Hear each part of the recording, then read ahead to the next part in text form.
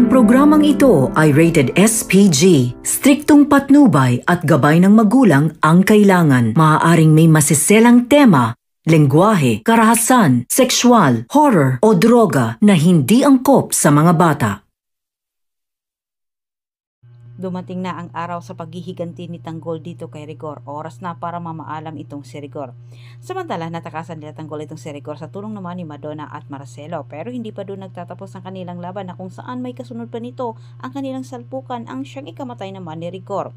Samantala, gusto namang bumawi ni David dito kay Catherine upang sa ganitong paraan umano ay mapadali ang kanilang pag-iisang dibdib. Kaya naman inalam ni David kay Bettina ang pangalan sa mga naging babae ni Pablo at sa mga lugar na madalas umanong pinupuntahan ni Pablo. Isa na dito ang bar ang sinabi ni Bettina at ang pangalang Samantha. Hindi naman iniwan ni Olga itong si Bubbles sa kabilang banda hanggat hindi rin niya natiyak ang kaligtasan ng anak, habang itong si David ay agad niyang dinayo ang bar na pinagtatrabahoan nila ni Tanggol at nalaman ni David at Bolet na doon nagtatrabaho itong si Tanggol.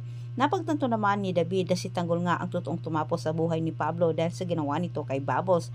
Si Jilly naman ang unang nakitang tulay ni David para matunton nila ang lungga ni Bubbles. Sobrang natakot si Jelly kay David kaya dali-dali siyang tumakas at ipinarating kay Bubbles ang paghanap ni David sa kanya.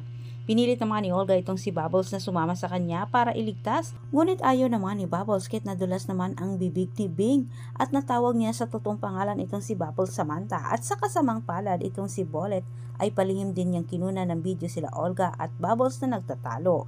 Kuha dito sa video ang pagbanggit at pagtawag ni Bing sa pangalang Samantha. At dahil sa bidyong nakuha ni Bolet, may sapat ng katibayan itong si David para maituro itong si Samantha.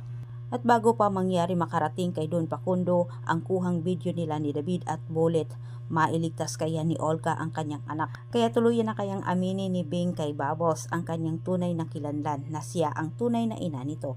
Maraming salamat sa panonood at pakikinig. Huwag kalimutang mag-subscribe dito sa aking channel.